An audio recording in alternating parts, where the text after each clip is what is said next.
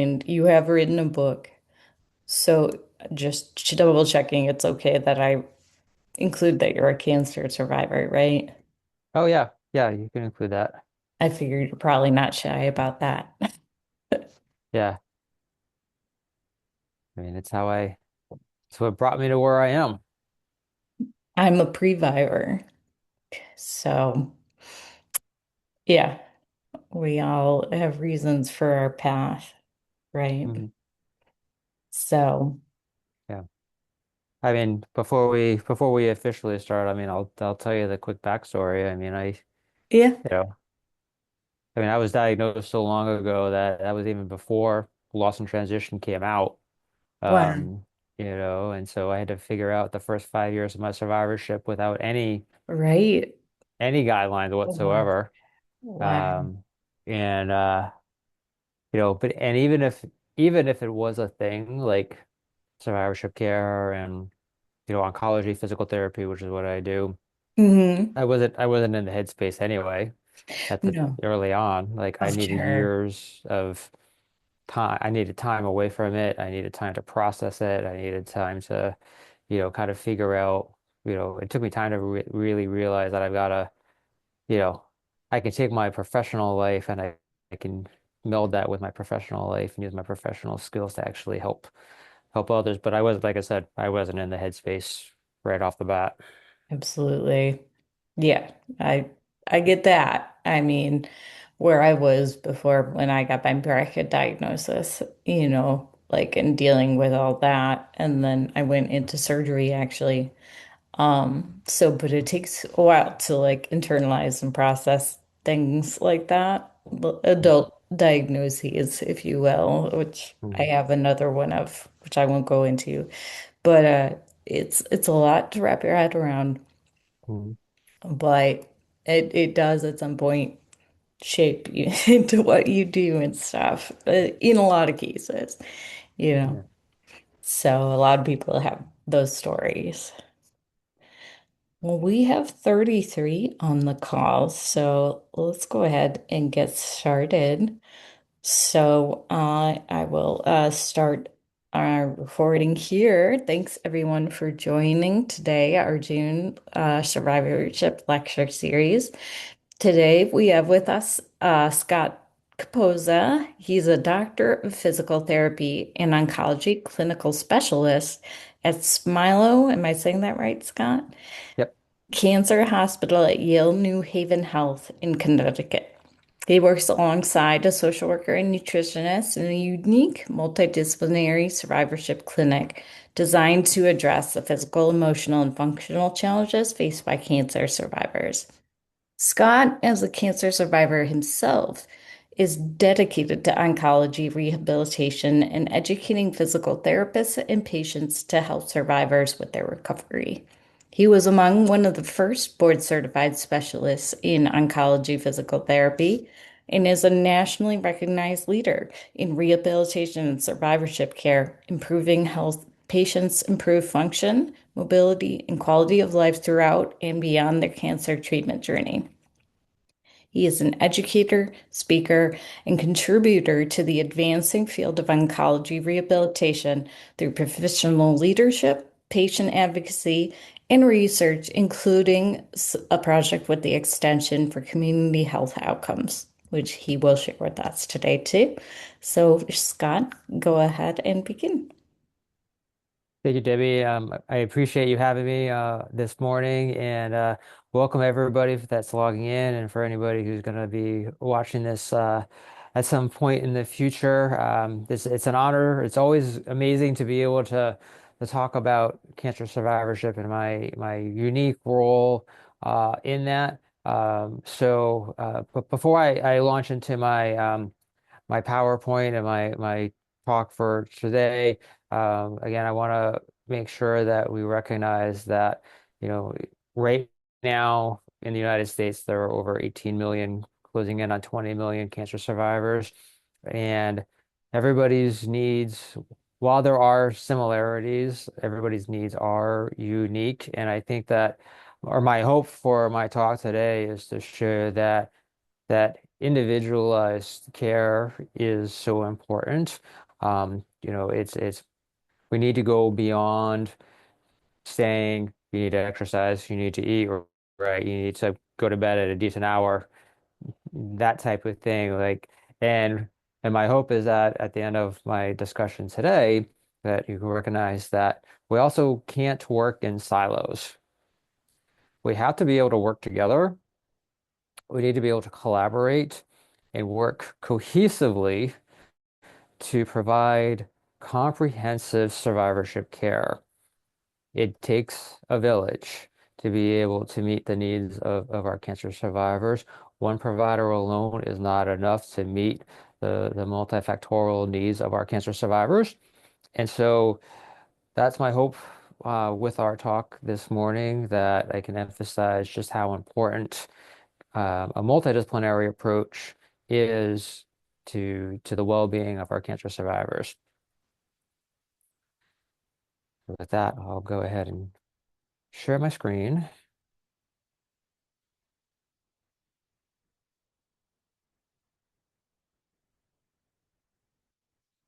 All right, and if you can all see that.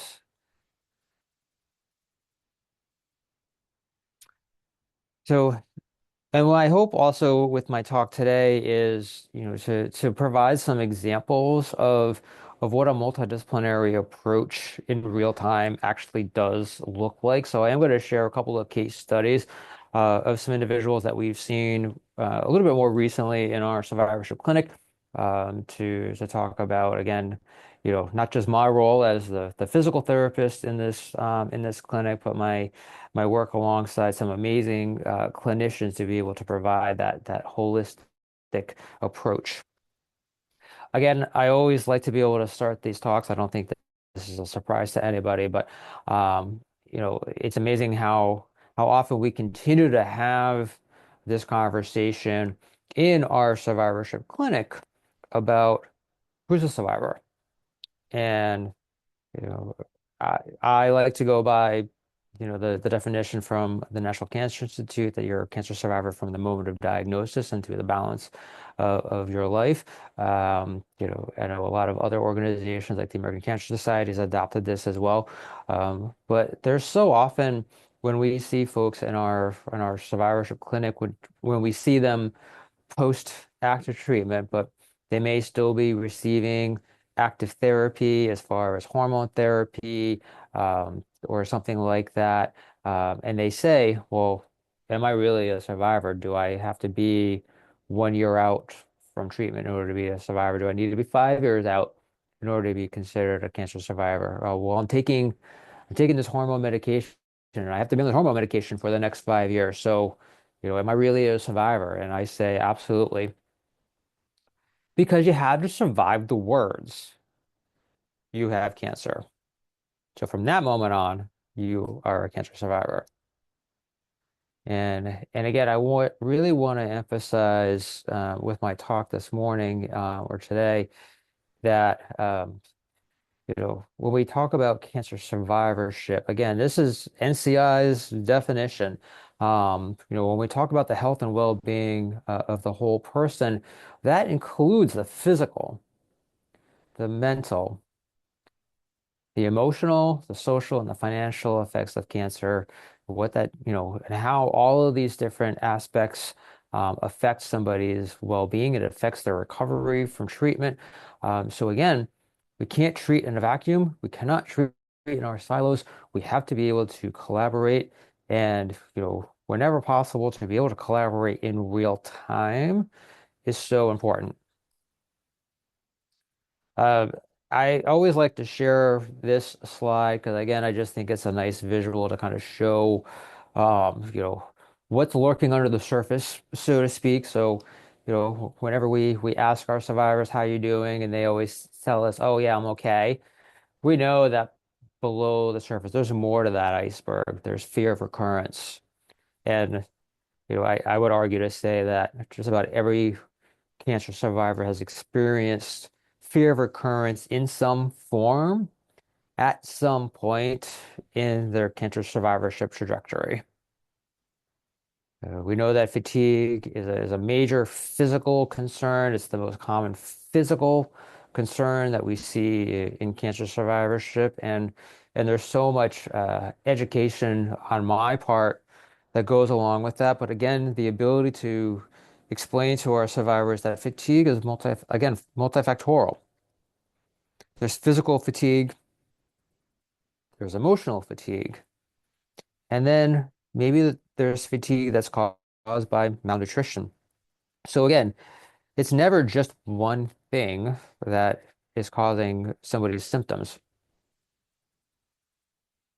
Body image and weight management, and I've seen this on both sides, and I'm sure those that work in survivorship have seen this as well. Yes, what we see probably more often is we see body image concerns and weight management in the sense that individuals have gained weight because of their cancer treatments, maybe because of decreased activity, um, the steroid support. I think of our young women with breast cancer who get thrust into menopause 15, 20 years early. And so there's that side of the spectrum. But there's also the other side of the spectrum, and I was trying to look through, some different cases to share this morning, and I apologize that I couldn't find it, but there's definitely on the other side of the spectrum, there are individuals who have lost weight, so from a weight management perspective, they're trending towards sarcopenia, for whatever reason it might be. I think of our patients with head and neck cancer who have difficulty chewing and difficulty swallowing, and because of taste changes. I think of our individuals who have pancreatic cancer, and so food is just not being digested and absorbed the way that it's supposed to. And so weight management is not just about a patient losing weight, but it could be that we have to think about weight management in the sense of helping the patient put weight back on. We could spend an entire day talking about the financial concerns. Financial toxicity is a real concern. And again, one of my areas of special interest is the young adult population. We know that our young adults are even more susceptible to financial toxicity because they don't have the nest egg, so to speak. They may only have been working 5 or 7 years. And so they only have a little bit of savings built up versus somebody who's been working for 30 years. And so, they don't have quite the life savings to be able to tap into compared to somebody who's older than them. So we have to make sure that we're cognizant of that. A whole nother talk could also be sexual dysfunction.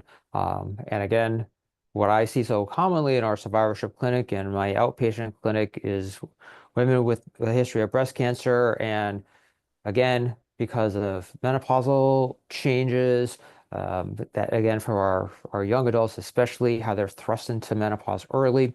So that leads to vaginal dryness, and that leads to, again, body image concerns. And so that can lead to sexual dysfunction. Um, but we don't want to forget our males with prostate cancer, our males with colorectal cancer, to think about the sexual dysfunction that affects them as well.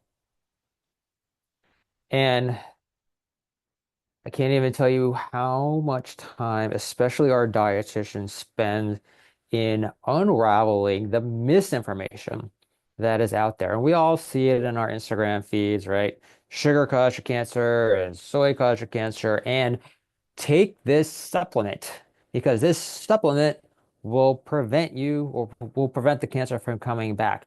And people will, they're desperate and they're looking for any answers. And if somebody says that they're an expert in this, they might go ahead and buy that supplement. Um, and so one of the job that our dietitian does so well is to unravel all of that. And I do that a little bit as well. I mean, there are exercise influencers out there as well who are saying to do certain exercises. But again, it's my responsibility to be able to get people to back into exercise safely and responsibly. Um, I this is we are I will say that our clinic has undergone some changes recently. When our clinic is whole, so to speak, it does um, entail four components, and it entails four providers. There's always a medical component. I saw my good friend log on here, Java Britta, who was our PA for our survivorship clinic for many years. Um, and so the whether it's a PA or an APRN or an MD, somebody to provide the survivorship care plan, and to provide those referrals to other services, and be able to help manage medically survivors is so important. Um, and then our teammates that continue to fill out the roles of the survivorship clinic include a dietitian and include a social worker as well as myself. Um, as far as kind of the nuts and bolts, so to speak, as what our clinic looks like, we do run our clinic every Wednesday. Um, Smilow Cancer Hospital here at Yale Cancer Center. We have the main cancer hospital in downtown New Haven, but we also have satellite um, treatment centers. And so we actually do rotate out to these care centers as well because not everybody wants to come into downtown New Haven. It's not nearly as big as downtown Chicago, but still, there's one-way streets to deal with and there's parking to deal with. And I'm sure that there are some individuals who, if they received their treatment at the main hospital, might have some level of PTSD and they don't necessarily want to walk through those doors again. So to be able to see them in the care center, which is in one of the suburbs surrounding the area, increases access to survivorship care. So again, typically the survivor sees all four providers. So it is a 2-hour visit. They spend 30 minutes with each of us. So we do tell folks, plan to either take a morning off if you're going to come see us in the morning, or plan to take an afternoon off to come see us because we want to be able to sit with you one-on-one. This is not a group setting. This is one-on-one care, so that we can really dive in and understand what your needs are. Um, it is only billed through the medical components, whether again if it's our APRN or PA or MD, they bill it as an office visit. My time as the physical therapist, the social worker's time, and the dietitian's time are all cross-charged by the cancer center to our individual departments. Because as I was just talking about financial toxicity, it would be inaccessible if somebody got four copays that they had to see all four of us. So, we are very cognizant of that. We're also very fortunate in that here at Smilow Cancer Hospital, we have a benefit bike ride that helps to underwrite the cost of the clinic as well. So to help make it again affordable and accessible to as many people as possible. I think the most important thing that we do, or truly the most important things that we do, is that we meet our patients where they're at. And one of the things that I have learned over the years is that, we're really good at therapeutic listening and demonstrating empathy towards our patients. I have learned to just shut up and let the person talk, and to be able to process everything. Um, I, I always, whenever physical therapy students come and shadow me in the survivorship clinic, they're always amazed in that I never touch the patient. As a physical therapist, we're so used to being able to have our hands on the patients and to be able to manipulate how they move and coordinate how they move, movement patterns and balance training and all that. I don't do any of that. I am sitting there and I am listening, and then we're discussing a plan moving forward. So again, for me as a physical therapist, who specializes in survivorship care, these are some of the common concerns again that I see: fatigue, decreased strength. Again, being an expert in oncology, when I do a chart review and I'm looking through that patient's chart and I see that they've had Taxol or they've had oxaliplatin, I have to ask, well, how's your balance? How are your fingers and toes? you still have the buzzing, and they say, oh yeah, my toes are still kind of numb, and it's I stub my toe when I'm going up and down the stairs, and sometimes I kind of wobble a little bit when I'm stepping off a curb. So it's like, okay, you just might still be experiencing some chemotherapy and just peripheral neuropathy. So we gotta get to that. Um, Again, body image concerns, pain, and again, I want to hear from my patients, and I hear so often they just want normalcy.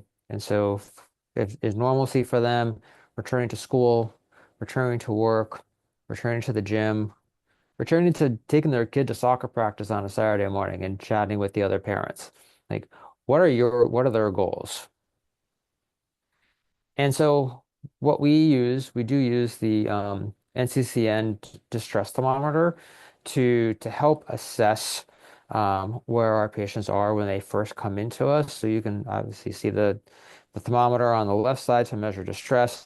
And then again, we have our folks kind of check off on the problems list there. So for me, yes, I am honed in on the physical problems. So again, I'm going to see if they've checked off any difficulty with breathing or with fatigue or any tingling in the hands or feet. But I am also going to pay attention to everything else. If they check off that they've got difficulty with childcare, for example, okay, maybe this person's not going to be able to go to a gym necessarily. If they're struggling with childcare and coverage for young children.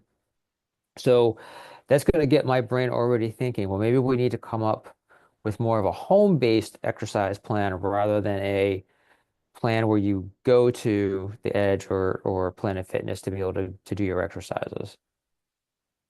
And I always use the American College of Sports Medicine exercise guidelines as my starting point, but it is my responsibility to take these national guidelines and distill them down and make them fit the person sitting in front of me. Because it's not enough for me to just hand them this piece of paper and say, oh, go exercise. I want you to get 150 minutes of cardio with it and do strength training twice a week.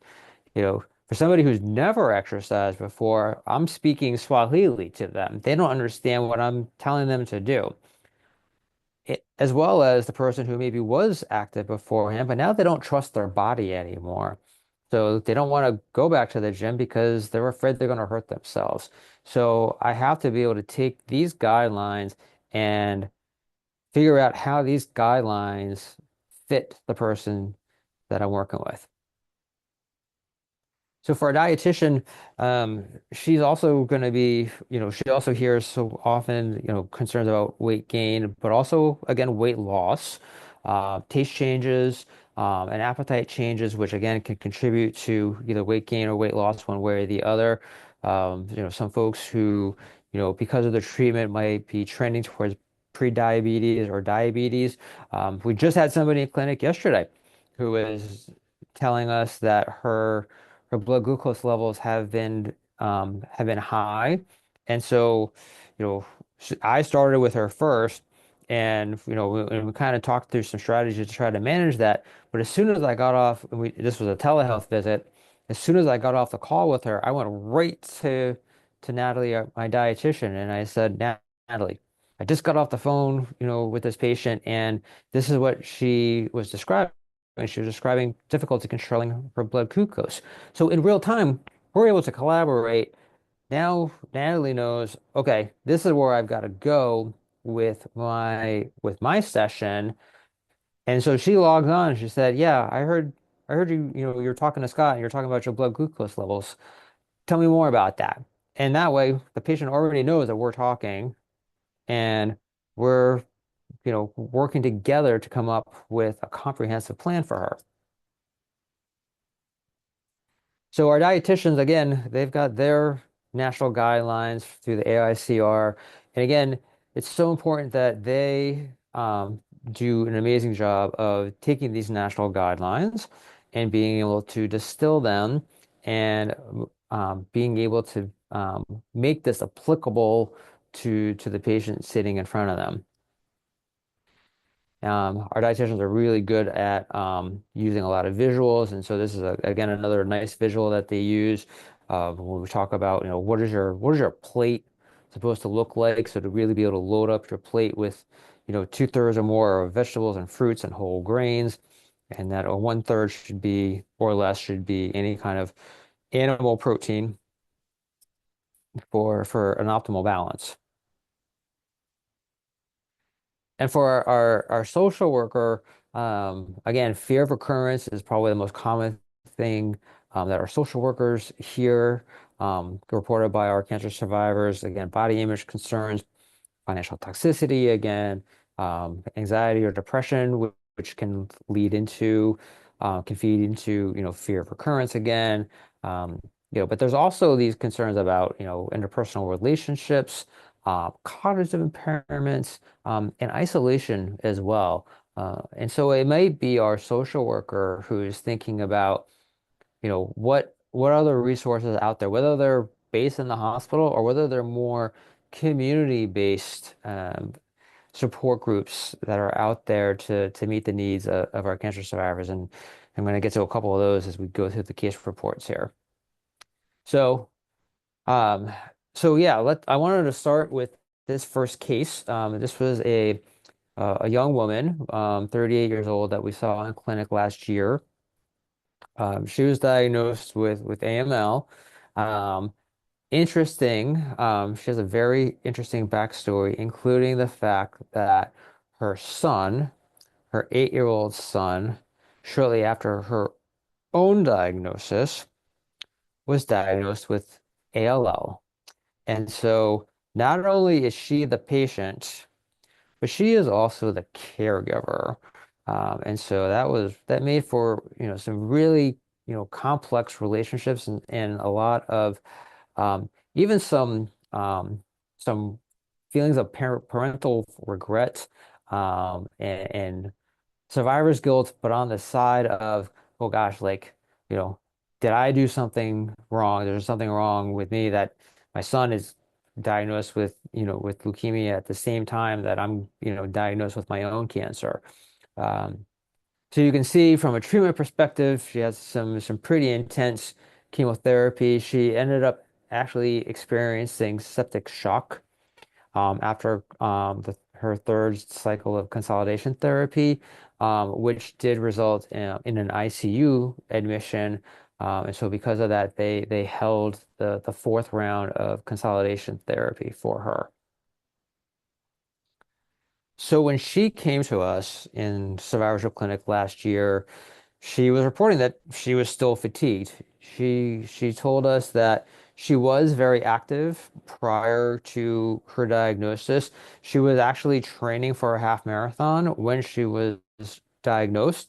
Um, she definitely reported a lot of emotional distress, again related to the caregiver responsibilities, so caring for her son as well as her own survivorship needs. And how does she balance that? How does she balance her own survivorship needs with the survivorship needs of her son? And because of that, again, she was feeling very isolated, and even a little bit of judgment from parents in town and that sort of thing.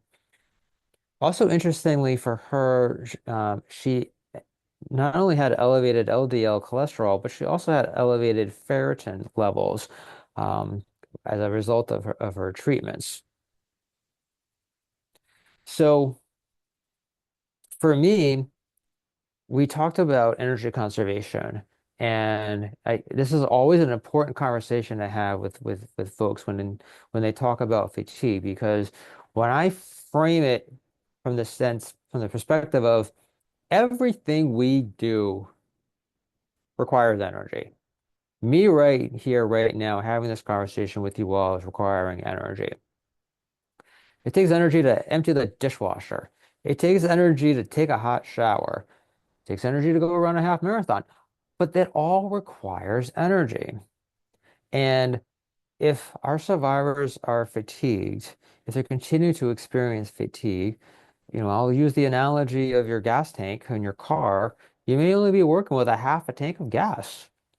And so it doesn't take much to get to empty, or you get to empty much faster versus when you have a full tank of gas. And when I tell our survivors, yeah, well, let's see, you got up this morning and you took a shower and you made lunches for the kids and you had, and then you realized that one of the kids forgot their trumpet. So then you had to take the trumpet and run it to the school. And then you had to go to work. That all takes energy. And so that can make you more fatigued, which, and so to be able to, you know, f- provide that framework, I think is kind of an aha moment for our patients. And so with her, I did talk about, how do you structure your workouts? How do you get back into exercising? For her, she was working part-time at that point.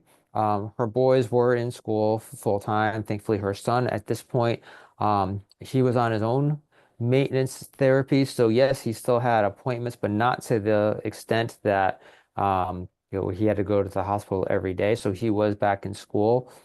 And so I said, well, listen, that's the time for that you're going to exercise. Is when the boys are in school. And I actually did recommend that she come see me in outpatient physical therapy. I think you're gonna see a theme here in a second. Um, and and so we did. We worked on rebuilding her strength and rebuilding her endurance. I had her do interval training. I had her on the step machine and on the treadmill. We worked on core strength. We worked on proximal strengthening for her hips and for her shoulders. Um, and I'm happy to report two things. She literally just texted me on Monday and said that her goal was to run this five mile race. Um, and when I say next June, that's this June right now. She texted me and she said she ran the race. And so she was able to complete her goal. That was her goal, was to get back to do this one race, this one 5 mile race that she had always done before. She also she went on her a first ascents trip because she's a young adult. She went surfing in North Carolina. She said the water was a little cold and choppy, so they only really got a chance to surf a couple of mornings. But she said that it was great. And from a social perspective, something like that, like first ascents or something like that is great for my young adults because it's not just a physical thing for them to prepare for, but it's the social support of being around other young adults. So it's kind of like a support group without calling it a support group. So our dietitian, when she worked with this survivor, talked about, the elevated ferritin levels. And so so again, for many individuals, the dietitians will talk about trying to increase your intake of iron-rich foods.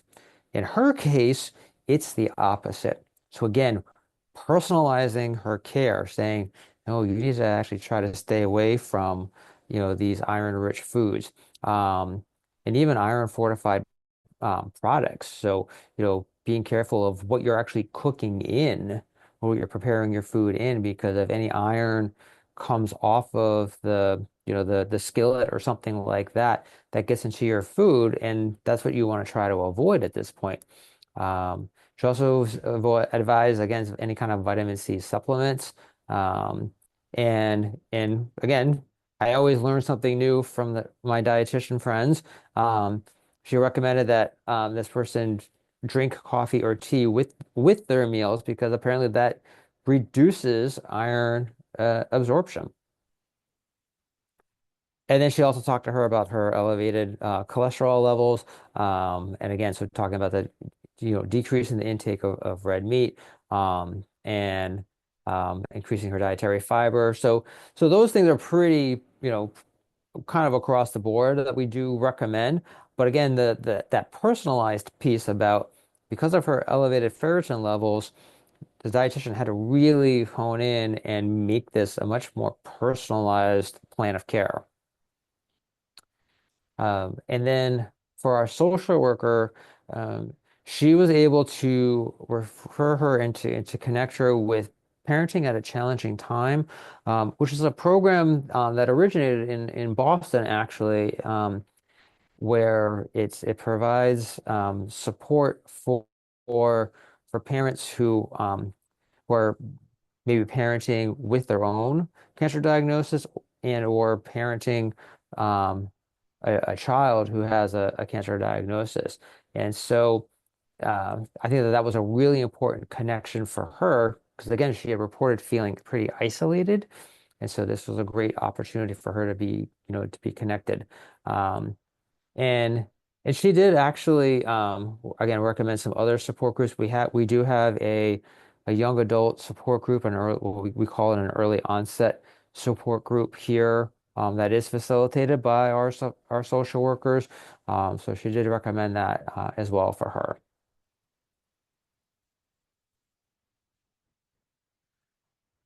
So that was the first case I wanted to share with everybody. The second case I wanted to share, also a young female. This young woman has a history of breast cancer. We saw her in late last year, early part of this year. And so again, you can see her cancer treatment between chemotherapy, surgery, radiation therapy, and now on hormone suppression, the Lupron injections, as well as being on an aromatase inhibitor. So when she came to us, she did talk about weight gain, again, which I would attribute to, not just the steroid support that she probably received as part of chemotherapy, but again, with the hormone suppression medication that she is on. Um, Again, the hot flashes because of the Lupron injections. She did report tightness in her left upper quadrant. Specifically, she had pain along the rib cage on the lateral chest wall. Um, Definitely voiced some fear of recurrence and some difficulty with some coping strategies. So with my visit, again, what I did was I validated her concerns. It's so important to start with validating these concerns so that patients realize A, these symptoms are not in their head, but also B, that they're not the only one that is experiencing that they are not alone.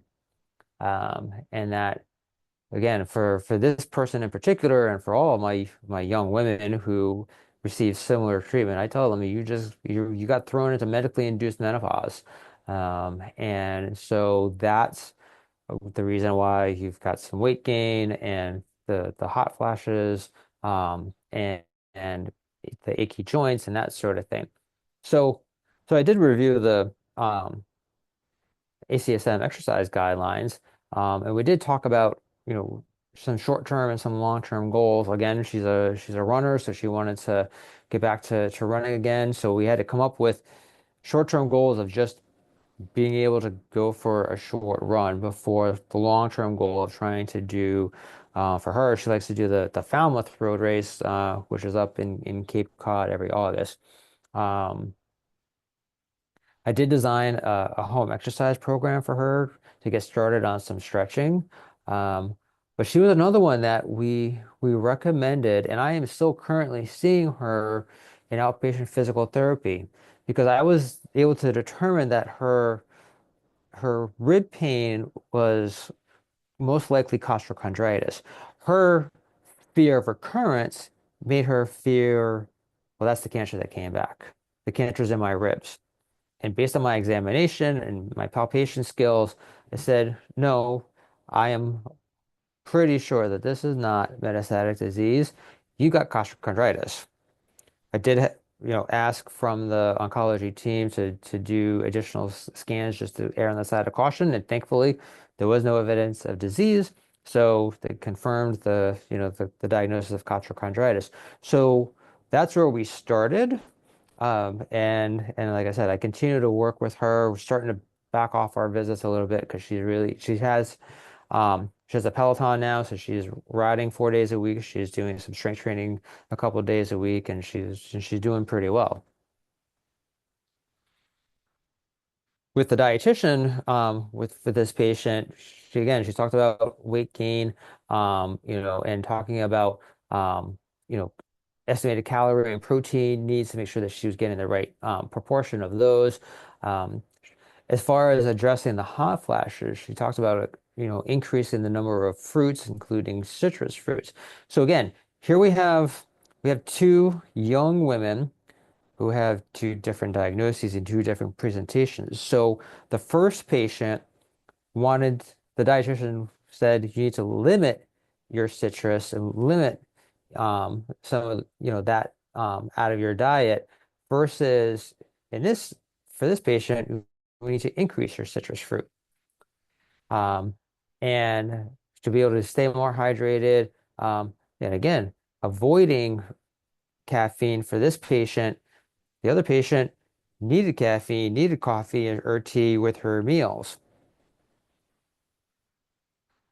And again, she also talked to her about how again cholesterol levels can be impacted by the aromatase inhibitors, and again those menopausal changes. And so again, was recommending more plant-based to try to help with that. And obviously, as she has been increasing her exercise, she told me that her cholesterol has actually gone down 15 points because she's been eating better and she's been exercising more consistently. Um, and the social worker talked to her again about this whole idea of, what is this new normal and that it's okay, it is okay to actually grieve your old self, so to speak. And using different mindfulness techniques to try to help with keeping her grounded in the situation. Um, she talked about using CBT, um, uh, cognitive behavioral therapy to help with some of those cognitive distortions and the feelings of negative perception and body image. Um, and she did make a referral to a community-based social worker to continue with that cognitive behavioral therapy. So I do think that this is an important point to bring up here. So that for if you're thinking about putting together a multidisciplinary team, and if you are ever getting any kind of pushback, maybe not necessarily from the cancer center specifically, but from the various departments, from the rehab department or from the social work department, and they say, well, we can't just farm out a PT to you because we need them in the clinic to be able to generate revenue. Well, both of these patients I saw in survivorship clinic, and they both got referred to outpatient physical therapy. I saw them in outpatient PT, where I was able to bill for an initial evaluation. I billed Therex and therapeutic activity and neuromuscular reeducation when I saw them in my outpatient physical therapy clinic. So I was able to generate revenue downstream because I was able to see these patients first and screen them in our survivorship clinic. So I think that that is something that when we think about, when when the administrators and the managers are saying, well, how are we going to make money off of this? This is how you make money off of it. So I want to make sure that I leave time for some questions, but I want to just give you this the takeaway here that again, no two patients have the same experience. I talked about two young women under the age of 40. The first patient was married with two children and one type of diagnosis. The second patient, also under the age of 40, a different diagnosis. She is engaged, no children. So even though they are similar ages, they are in different life stages, different life stressors, and so we had to tailor our interventions based on their individual needs. Again, listening is our biggest tool.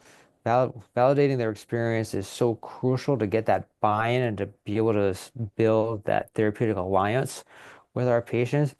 And again, it really takes a team to be able to address this.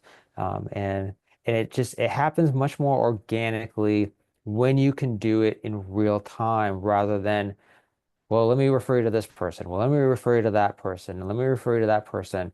Referrals get lost in the process, and there are wait times to get in to see providers. So, if you can do it all in one shot, then it's a much more effective way of meeting the needs of our survivors. It's just a couple of resources that we like to share with everybody.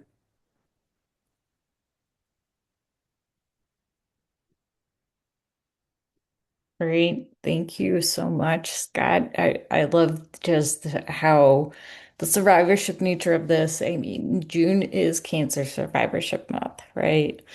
So it's great to have a talk about this comprehensive care. It's great how focused on patients you are, just down to the parking and thinking about the emotional status of patients coming to your clinic. It's these are things that we're not always thinking of in a clinical setting, um, and are really important and really helpful to patients to take into consideration.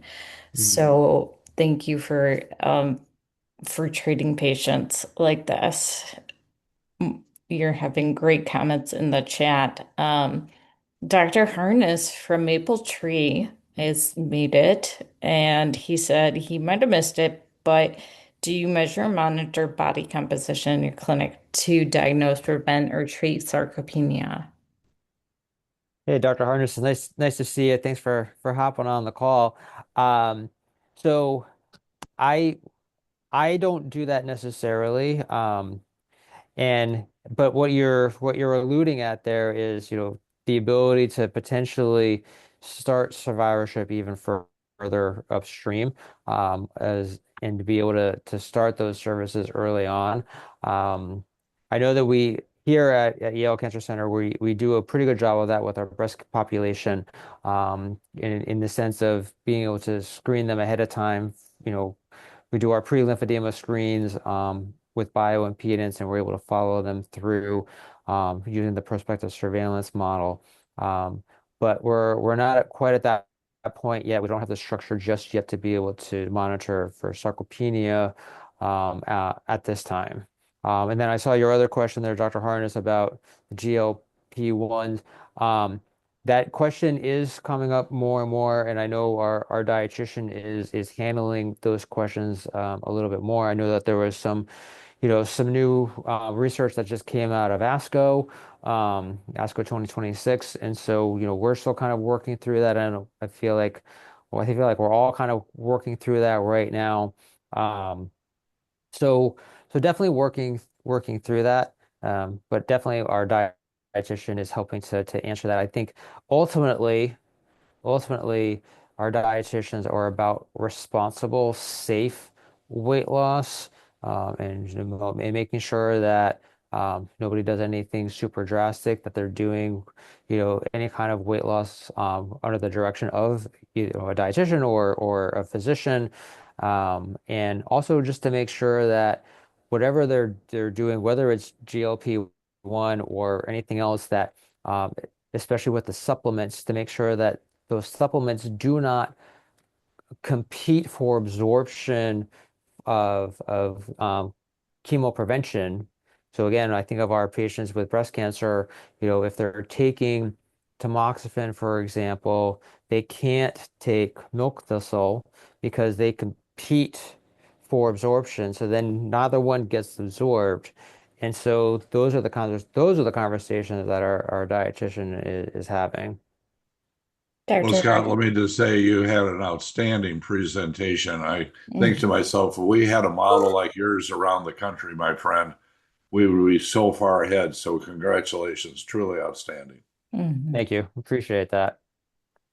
Thank you, Dr. Harness. And for all who don't know, Dr. Harness is the CMO for the Maple Tree Is it Foundation? I'm sorry. I didn't. Can you talk a little bit about your organization, Dr. Harness? Well, Maple Tree Cancer Alliance is Oh, based out of Dayton, Ohio. Maple Tree, I think, is the country's largest provider of certified exercise oncology specialists. And what we're all hoping for and all working toward is to actually make exercise a standard of adjunctive care for all cancer patients. And I think we're getting there, particularly in light of the results of the challenge clinical trial last year. There's real momentum going forward. But part of this whole comprehensive approach is exactly what Scott said. It's multidisciplinary, it's a continuum of care. And again, the Yale model under your leadership, Scott, is simply outstanding. Absolutely agree with you, Dr. Harness. Another question, Scott, did you have discussions with the survivors who are exercise naive and uncertain about their motivation and how to initiate exercise? What does that discussion look like? Yeah, I have that discussion very often. And, I always like to start with, what do you like to do? Because, right here, just who I can see on my screen, Debbie, you might be somebody who loves being outside, you love nature, you love going for hikes. Great. So then I'm gonna use that as a way to be able to come up with a walking program for you. Jay, you, on the other hand, you're a gym rat, or if you've never exercised before, then I want to get a sense from you. What do you feel comfortable with? Do you feel comfortable going to a gym? And if you tell me no, you don't feel comfortable going to a gym, okay, then let's come up with something that you could do at home. Let's come up with a home exercise plan. Let me give you some resistance bands that you can take home, and I'm going to show you some exercises right now to do. And if you live in the state of Connecticut, I can still do telehealth visits, so you don't have to come all the way down. And I can get on the screen, and selfishly, it's good for me because then I get my workout in because I got to demonstrate an exercise, and then I watch you do the exercise. And so it's a symbiotic relationship right there. Uh, if you live close enough and you want to come in and see me for physical therapy as like a little boost to get you going, then great. And that's where, and I saw a comment also in the chat from Sarah about the role of the clinical exercise physiologists and wellness coaches. Absolutely. The goal of physical therapy is that you don't need physical therapy anymore. I want you in the community and I want you working with clinical exercise physiologists and I want you working with wellness coaches. So that's why I see myself as a bridge. And so again, for you, Jay, if you're exercise naive, if you've never worked out before, that's my responsibility to help show you how to move safely, how you can trust your body again. And then after we've worked together for a little bit, then you go out into the community and our exercise physiologists can advance that. They can take that to the next step for you. So just use me as a stepping stone to get you to bigger and better things. Great. One other question that came up from Katie Fontaine, from who's a PT. She assumes you do outcome measures at your sessions, only 30-minute visits. Can you tell us more about your tracking this and about the echo research that you participated in? Yeah, so we again, we use the NCC and distress thermometer, and I use the brief fatigue inventory, which was developed by MD Anderson to get a sense of fatigue. Jevin and I, we a couple years ago, right, Jevin, we tracked distress scores within a visit as well as over the course of 2 to 3 visits to show that a survivor's distress dropped in the course of just the visit alone.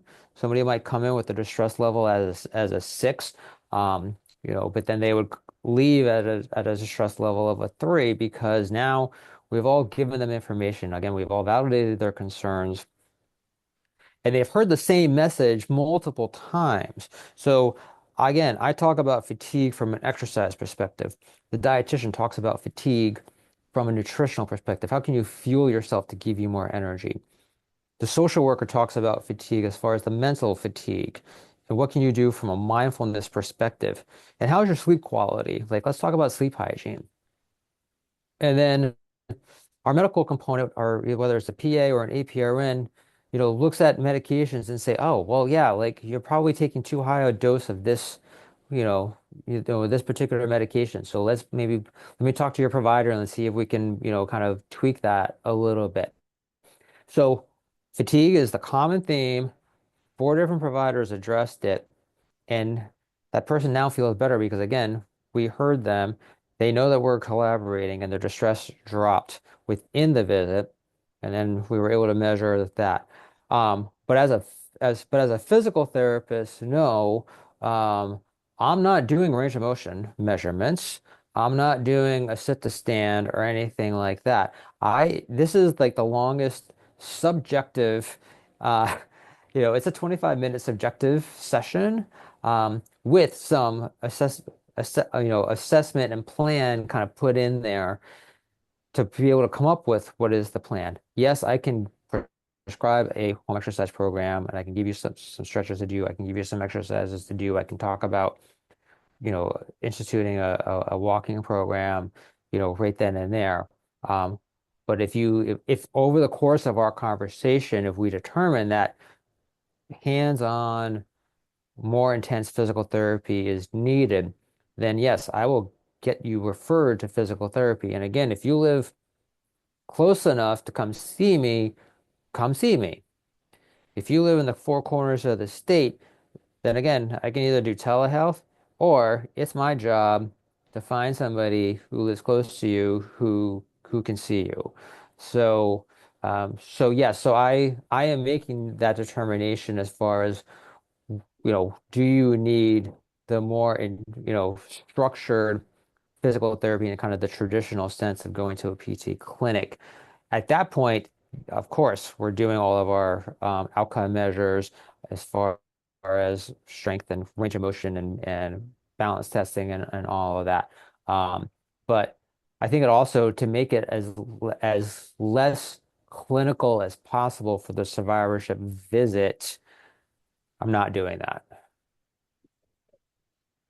Do you have And any? hi, Oh, sorry. sorry, it's Katie Fontaine. Oh, hey, Katie. Um, Hi, I just have a question regarding the last sentence you said.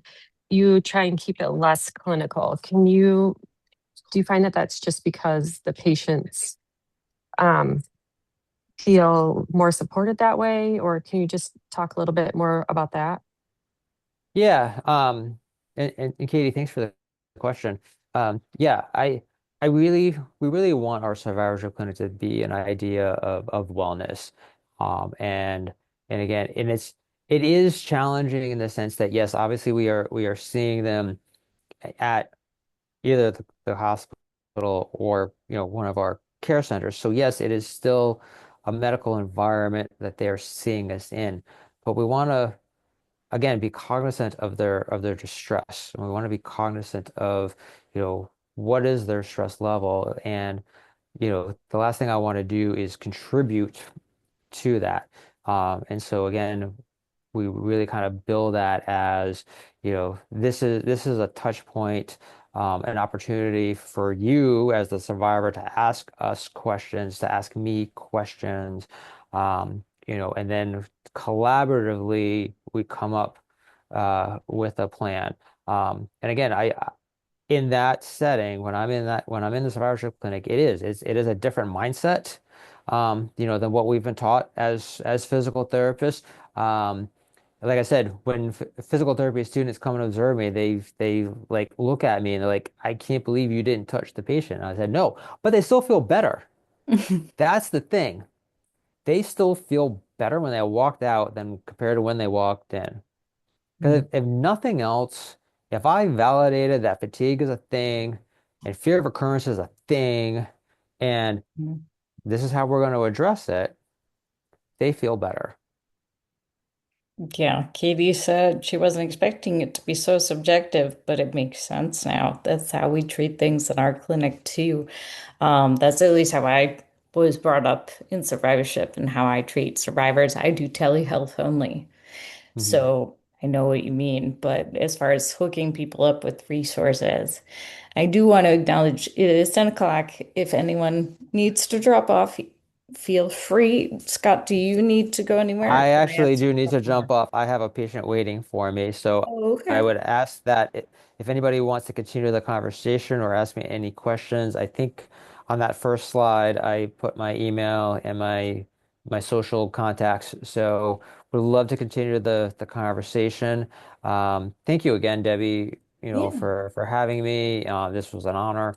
And really it was an honor to talk about our survivorship program that we have here at Yale.